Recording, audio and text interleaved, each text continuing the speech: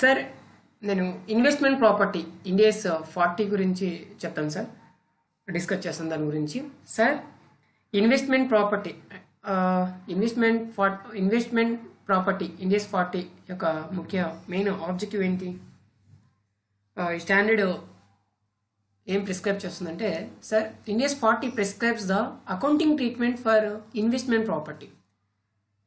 Investment ప్రాపర్టీని కాస్ట్కి measure చేయమని చెప్తుంది. అలాగే ఈ investment property biological assets related to agricultural activity biological అసెట్స్కి అప్లై అవుతుందంటే ఈ ఇండియాస్ 40 డీల్ చేస్తారు.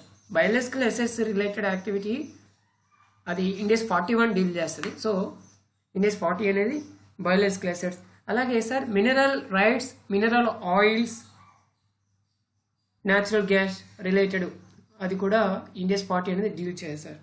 సార్ ఇండియాస్ 40 అనేది only investment property related accounting treatment అనేది ప్రిస్క్రైబ్ చేస్తుంది. అది first point. Right. Next sir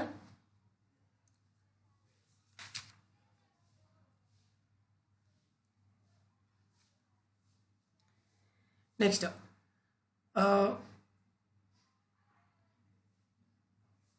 owner occupied property అలాగే సపోజ్ ఓనర్ ఆక్యుపైడ్ ప్రాపర్టీనా లేకపోతే ఇన్వెస్ట్మెంట్ ప్రాపర్టీనా అంటే రెంటల్ రిలేటెడా మనము ఐడెంటిఫై చేయలేకపోతే అంటే dual purpose but not able to split, unable to split అయితే అప్పుడు మనం టోటల్ ఇన్వెస్ట్మెంట్ ప్రాపర్టీగా ట్రీట్ చేయాలి. లేదు ఏబుల్ టు స్ప్లిట్ అంటే మనం ఓనర్ ఆక్యుపైడ్గా యూజ్ చేస్తున్నాం అలాగే రెంటల్ పర్పస్ కోసం యూజ్ చేస్తున్నాం. ఏబుల్ టు స్ప్లిట్ అయితే చక్కగా ఓనర్ ఆక్యుపైడ్ ప్రాపర్టీనేమో ఇండియాస్ 16 ప్రకారము, రెంటల్ ఇండియాస్ 40 ప్రకారము మనం సెగ్రిగేషన్ చేయాలి, అలా అకౌంట్ చేయాలి. Okay, right. Next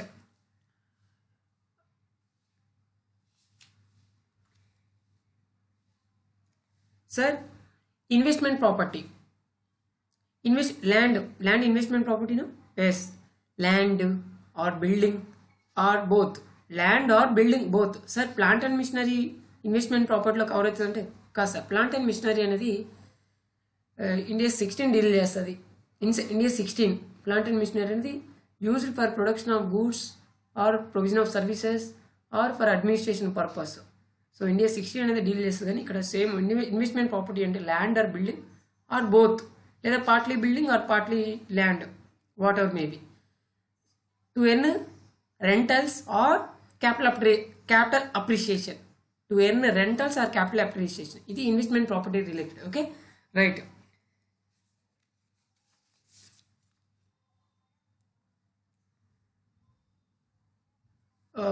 sir intention, ఇక్కడ మనము intention important. First property intended for sale in the ordinary course of business. So real estate business ఉంది. So real estate business building అనేది అక్కడ ఇన్వెస్ట్మెంట్ ప్రాపర్టీగా ట్రీట్ చేయరు. ఇన్వెంటరీగా ఇండియాస్ 2 అనేది apply అవుతుంది real estate sector related. Okay, intended investment property. Okay, intended for sale in ordinary course of business India's 2. లేదు property leased to another entity under A finance lease అయితే అది India's 116 lease ప్రకారం deal చేస్తారు. So investment ప్రాపర్టీగా deal చేయరు. అలాగే owner occupied ప్రాపర్టీని India 16గా మనం deal చేస్తాం. అయితే ఓనర్ ఆక్యుపైడ్ ప్రాపర్టీని ఎంప్లాయీస్కి రెంట్కి ఇచ్చాం less than market rates. So sir rent building అంటే రెంట్ అనేది అరైజ్ అవుతుంది కదా through giving of building to employees. So investment ప్రాపర్టీగా ట్రీట్ చేద్దామంటే లేదు. సో ఇండియాస్లో ఎంప్లాయీస్కి రెంటల్కి at the less than market rates ఇచ్చినా అది ఇండియాస్ 16 డీల్ చేస్తుంది తప్ప ఇండియాస్ 40 డీల్ చేయదు అనేది conclusion point. Okay, right. Sir property held for more than one purpose అన్నప్పుడు సేమ్ ఇందాక డ్యూయల్ పర్పస్ అంటే able to split, not able to split related information. Okay right.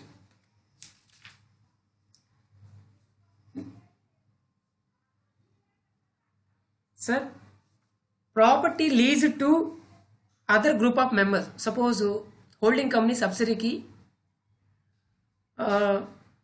లీజ్కి ఇచ్చింది,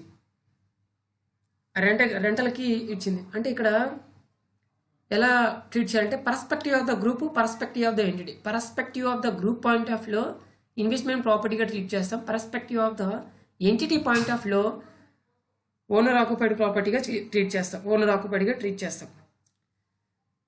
property lease to other group members. ప్రాపర్టీని మనం లీజ్కి ఇచ్చినప్పుడు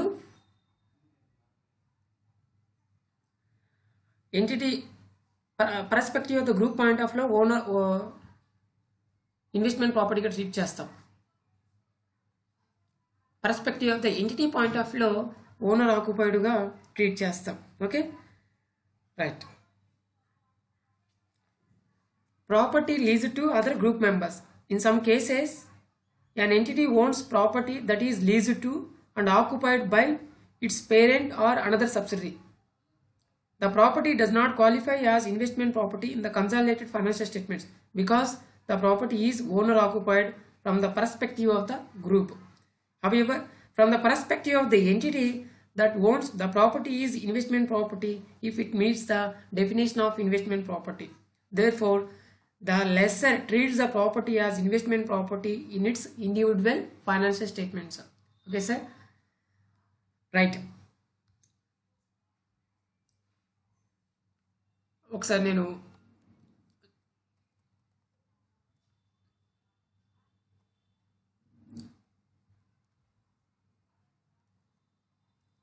next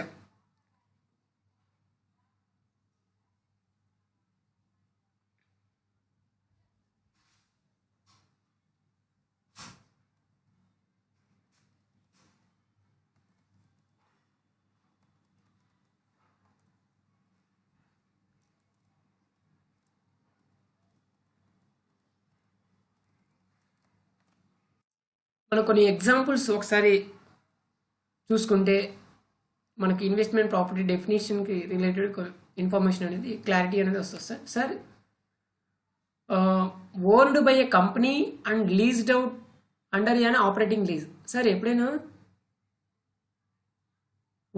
owned by a company, first owned occupied ప్రాపర్టీని మనం లీజ్కి ఇచ్చాం under operating lease. Under operating లీజ్కి ఇచ్చినప్పుడు ఇన్వెస్ట్మెంట్ ప్రాపర్టీ డెఫినేషన్, ఎందుకంటే రెంటల్ అనేది మనం లీజ్కి ఇవ్వడం వల్ల రెంటల్ అనేది ఇన్కమ్ అనేది జనరేట్ అవుతుంది. రెంటల్ ఇన్కమ్ జనరేట్ అవుతుందంటే సో ఇన్వెస్ట్మెంట్ ప్రాపర్టీలో అంటే ప్రాపర్టీ ద్వారా రెంటల్ కానీ క్యాపిటల్ అప్రిషియేషన్ పర్పస్ కోసం ఇప్పుడు రెంట్ అనేది జనరేట్ అవుతుంది కదా. సో ఇండియస్ 40 కింద applicable. Held as a right of use asset. Held as a right of use asset అంటే సార్ ఫైనాన్స్ లీజ్. సో ఇప్పుడు ప్రెజెంట్ ఫైనాన్స్ లీజ్లో ఉంది. ఫైనాన్స్ లీజ్ ఇప్పుడు మనము సబ్లీజ్ ఇస్తున్నాం ఆపరేటింగ్ లీజ్కి. సో ఆపరేటింగ్ అదే ఫైనాన్స్ లీజ్కి ఇచ్చే ఫైనాన్స్ లీజ్ తీసుకొని మళ్ళీ ఫైనాన్స్ లీజ్కి ఇస్తే అప్పుడు అది ఇండియస్ 40 ఇన్వెస్ట్మెంట్ ప్రాపర్టీ కాదు. ఆపరేటింగ్ లీజ్కి ఇచ్చినప్పుడు రెంట్ అనేది జనరేట్ అవుతుంది కాబట్టి సో అంటే ఫైనాన్స్ లీజ్లో కూడా రెంటల్ జనరేట్ అవుతుంది కదా సార్, ఇన్వెస్ట్మెంట్ ప్రాపర్టీ ఎందుకు ట్రీట్ చేయకూడదు అనొచ్చు, క్వశ్చన్ రైట్ చేయొచ్చు. బట్ ఏంటంటే ఇండియస్ సబ్ లీజ్ కింద ఆపరేటింగ్ లీజ్కి ఇస్తే అది ఇండియస్ 40 కింద ట్రీట్ చేయాలి. సబ్ లీజ్ ఫైనాన్స్ లీజ్గా ఇస్తే అది ఇండియస్ 40 డీల్ చేయదు, ఇండియస్ 116 లీజెస్ కింద ట్రీట్ చేస్తారనేది clarity. Sir third point, held as a right of use asset and leased out under finance lease. So investment property definition satisfy కాదు. So Ind AS 40 అనేది apply కాదు, Indus 160 అనేది deal చేస్తుంది. అలాగే sir property acquired with a view for development and resale. For development resale అంటే trading purpose. So Ind AS 2 deal చేస్తుంది, Ind AS 40 అనేది deal చేయదు. అలాగే సార్ ఆన్ కంటిన్యూయింగ్ బేసిస్ అయితే అప్పుడు ఇండియస్ 40నే డీల్ చేస్తుంది. సో ఇండియస్ 2 కాదు. ఇక్కడ హియర్ రీసేల్ అన్నది కాబట్టి trading purpose. So change in use అనేది చేంజ్ అవుతుంది కాబట్టి సో ఇండియస్ 40 డీల్ చేయాలి. అలాగే sir property partly owned occupied and partly leased out under operating lease. So partly leased out under operating lease. Sir depends, sir depends. Dual purpose అయినప్పుడు able to split not able to split. Able to split అయితే India 16, India 14. Not able to split అంటే totally recognised under India 40. So మనం పైన నేర్చుకున్న point. Sir next, land held for currently undetermined use. So land held for currently undetermined అంటే ఫ్యూచర్లో ఏ విధంగా use చేస్తామో తెలియదు, అంటే unascertainable, undeterminable. In such cases ల్యాండ్ని మనం ఇండియా 40గా ట్రీట్ చేయాలి. Same property occupied by employees paying rent at less than market rate అన్నప్పుడు ఇండియాస్ 16 డీల్ చేస్తుంది, ఇండియాస్ 40 డీల్ చేయదు. ఎందుకంటే 3 ఎక్సెప్షన్స్ ఇచ్చాడు. Inventory, investment property held for sale కానీ, property occupied by employees paying rent at less than market rate కానీ, అలాగే next point owner occupied property కానీ. So ఆ 3 ఎక్సెప్షన్లు. Next sir, existing investment property that is being redeveloped for continued use as investment property. So redeveloped continuing basis కాబట్టి sir ఇక్కడ Ind AS 40 deal చేస్తుంది. అదే resale purpose కానీ వేరే పర్పస్ అని చెప్తే అప్పుడు ఇండియాస్ 40 డీల్ చేయదు. సో ఇది just table summarisation. Okay, right.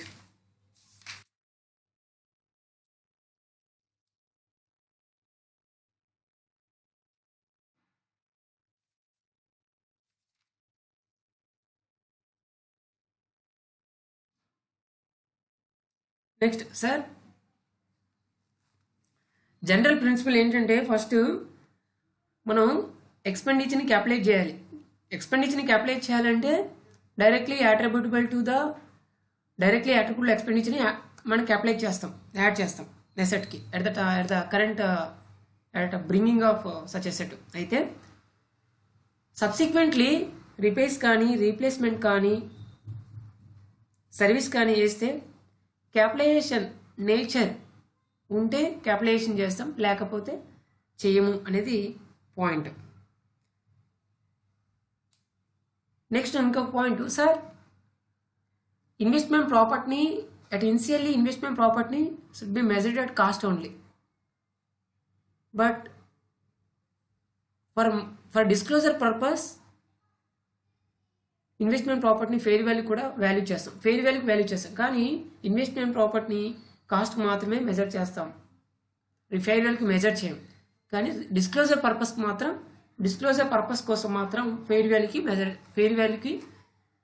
Calculate చేస్తాం అనేది point. Okay, right.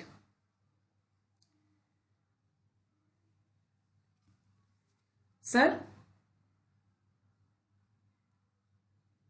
Cost of investment ప్రాపర్టీలో స్టార్ట్ ఆఫ్ కాస్ట్ని, ఆపరేటింగ్ లాసెస్ని, అబ్నార్మల్ అమౌంట్స్ ఆఫ్ వేస్టెడ్ మెటీరియల్స్ని వాటిని ఇంక్లూడ్ చేస్తామా అంటే కాస్ట్ ఆఫ్ ఇన్వెస్ట్మెంట్ ప్రాపర్టీలో వాటిని ఇంక్లూడ్ చేయం, అంటే వాటిని కన్సిడర్ చేయం.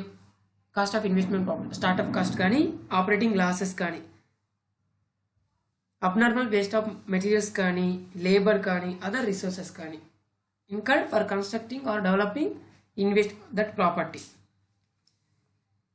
ఎప్పుడు అట్ ఇనిషియల్ రికగ్నిషన్ అప్పుడు ఈ పాయింట్. సార్, డిఫర్డ్ పేమెంట్స్ అంటే మనం ఇండియాస్ 16లో చూస్తాం, అలాగే ఇండియాస్ 38 ఇంటాంజిబుల్ అసెట్స్లో చూస్తాం, అలాగే India's 2 valuation of inventory deferred payments అనేది వస్తుంది. సార్, డిఫర్డ్ పేమెంట్స్ అంటే కాస్ట్ని క్యాష్ ఈక్వివాలెంట్ని కాస్ట్గా ట్రీట్ చేస్తాం. బట్ ఇక్కడ difference of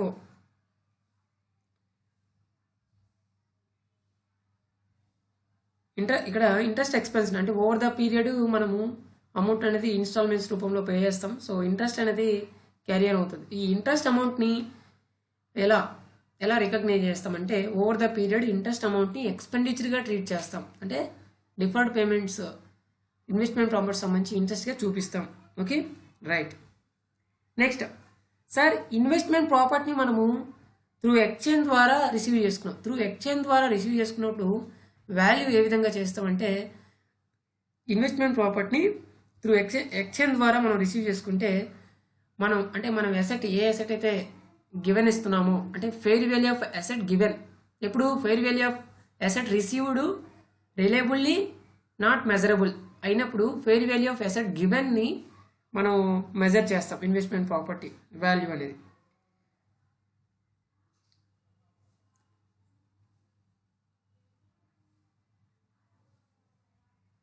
so fair value measures కానీ ఫెయిర్ వాల్యూకి మెజర్ చేయలేం. ఇప్పుడు commercial substance lacks of commercial substance ఉన్నా లేదు ఫెయిర్ వాల్యూ ఆఫ్ ఫెయిర్ అంటే asset given asset received fair వాల్యూకు ఏది లేనప్పుడు అంటే asset given fair value of asset given లేదు fair value of asset received లేనప్పుడు కాస్ట్కి మెజర్ చేస్తాం. ఫెయిర్ వాల్యూకి మెజర్ చేయం. ఫెయిర్ వాల్యూకి ఇప్పుడు మెజర్ చేస్తాం. ఫెయిర్ వాల్యూకి అంటే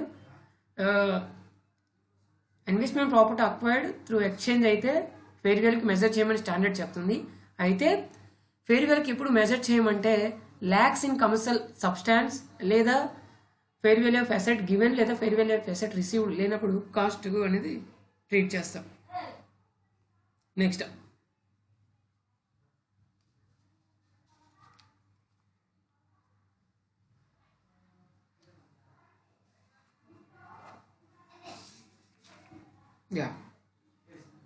సార్ ఇది ఇనిషియల్ రికగ్నిషన్. ఆఫ్టర్ రికగ్నిషన్ అసెట్ని సపోజ్ ఇంటెన్షన్ చేంజ్ అయింది అంటే ఇండియస్ 105 ప్రకారం కానీ ఇండియస్ 16 ప్రకారం కానీ ఇండియస్ 116 ప్రకారం కానీ చేంజ్ అయిపోతుంది. సో ఆ విధంగా ఆఫ్టర్ రికగ్నిషన్ ఇన్వెస్ట్మెంట్ ప్రాపర్టీని ఆ విధంగా మనం మెజర్ చేయొచ్చు.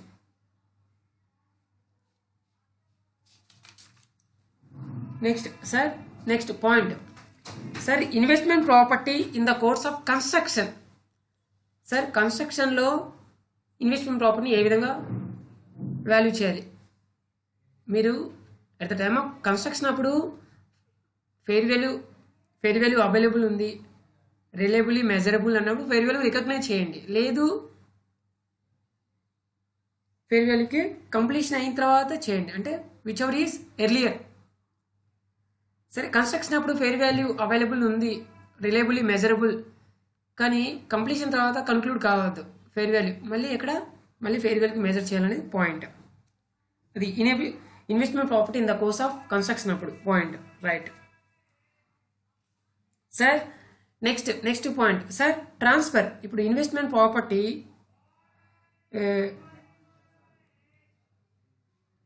ఇండియస్ 40 నుంచి ఇండియస్ 16 లేదా ఇండియస్ 40 నుంచి ఇండియస్ 2 లేదా ఇండియస్ 16 నుంచి ఇండియస్ 40 లేదా ఇండియస్ 2 నుంచి ఇండియస్ 40 ఇలా చేంజ్ ఇన్ యూజ్ ఉన్నప్పుడు evidence of change in use అనేది కావాలి. ఓన్లీ మేనేజ్మెంట్స్ ఇంటెన్షన్ అది అనేది ఎవిడెన్స్ ఆఫ్ చేంజ్ ఇన్ యూజ్గా కన్సిడర్ చేయము. చేంజ్ ఇన్ యూజ్ అనేది ఎవిడెన్స్ అనేది ఉండాలి. అలాంటప్పుడు ట్రాన్స్ఫర్ అయినప్పుడు వాల్యూ ఏమైనా చేంజ్ అవుతుందా? వాల్యూ అయితే నో చేంజ్. చేంజ్ కాకముందు ఎంతైతే క్యారింగ్ వాల్యూ ఉందో చేంజ్ అయిన తర్వాత దాని వాల్యూ అంతే. సో ట్రాన్స్ఫర్ అయినంత మాత్రం వాల్యూ అనేది చేంజ్ కాదు అనేది point. Okay right. Next sir investment ప్రాపర్టీని మనము డిస్పోజల్ చేసినప్పుడు లేదా డిస్పోజల్ అంటే సేల్ కానీ లీజ్కి ఇచ్చినప్పుడు డిస్పోజల్ అంటే సార్ లేదు పర్మనెంట్లీ విత్డ్రాన్. పర్మనెంట్లీ ఎందుకు విత్డ్రాన్ చేస్తాం? ఫ్యూచర్ ఎకనామిక్ బెనిఫిట్స్ అనేవి ఏమీ రావు అసెట్ నుంచి. అంటే ఇప్పుడు ఇన్వెస్ట్మెంట్ ప్రాపర్టీ నుంచి ఏం రావాలి? రెంటల్ ఇన్కమ్ రావాలి లేదా క్యాపిటల్ అప్రిషియేషన్ అనేది ఉండాలి. ఆ రెండు ఏమీ లేనప్పుడు అది పర్మనెంట్లీ విత్డ్రాన్ లేదా ప్రాపర్టీ డిస్పోజ్ అంటే సేల్ కానీ లీజ్ కానీ. ఈ సిచ్యువేషన్లో ఏదైనా లాస్ కానీ ఏదైనా గెయిన్ కానీ అరైజ్ అవుతే ఆ లాస్ని ఆ గెయిన్ ఏం చేయాలి? ప్రాఫిట్ అండ్ లాస్ అకౌంట్ని ట్రాన్స్ఫర్ చేయాలి అనేది పాయింట్ రైట్. సార్ ఏమైనా కాంపన్సేషన్ థర్డ్ పార్టీస్ నుంచి ఏమైనా కాంపన్సేషన్ రిసీవ్ చేసుకుంటే కాంపన్సేషన్ ఎందుకు రిసీవ్ చేసుకుంటాం అంటే సార్ ఏదైనా ఇంపైర్డ్ అయినా లేదా లాస్ట్ అయినా లేదా గివన్ అప్ ఇటువంటి సిచ్యువేషన్లో ఆ యొక్క కాంపన్సేషన్ని మనము ఇన్కమ్గా ట్రీట్ చేసి ప్రాఫిట్ అండ్ లాస్ అకౌంట్కి క్రియేట్ చేస్తాం. ఓకే ఎప్పుడైతే compensation becomes receivable, right.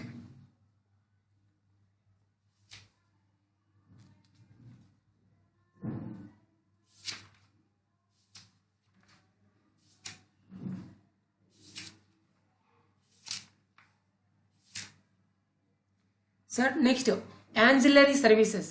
Sir ancillary services అంటే సిగ్నిఫికెంటా ఇన్సిగ్నిఫికెంటా? యాన్సిలరీ సర్వీసెస్ సిగ్నిఫికెంటా ఇన్సిగ్నిఫికెంటా?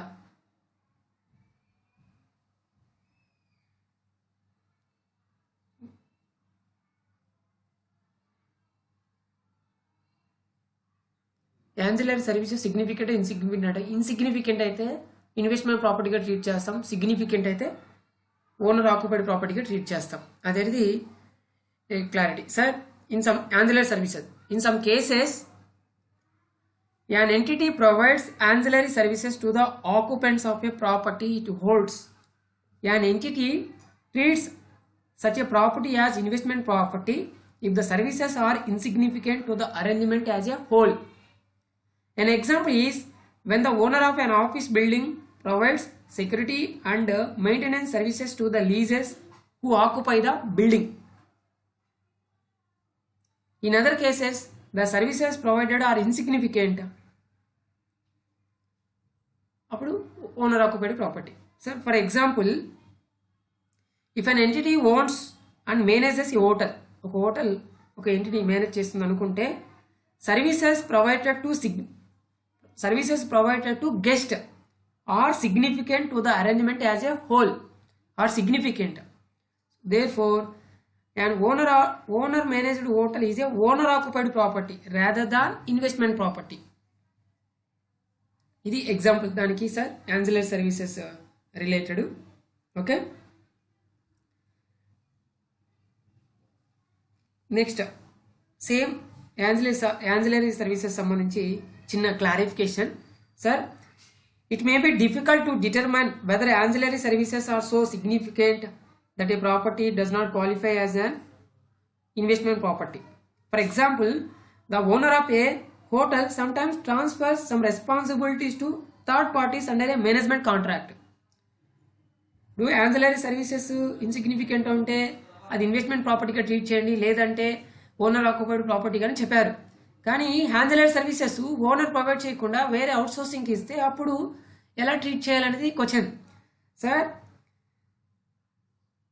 the terms of such contracts vary widely. Okay, at the end of the spectrum, the owner's position may in substance be that a passive investor. At the other end of the spectrum, the owner may simply have outsourced day-to-day functions while retaining significant exposure to variation in the cash flows generated by the operations of the hotel. Judgment is needed. Enduku judgment? Judgment is needed to determine whether a property qualifies as an investment property. Judgment is also required to determine whether the acquisition of investment property is the acquisition of an asset or a group of assets or business combination within the scope of India's 103 business combinations.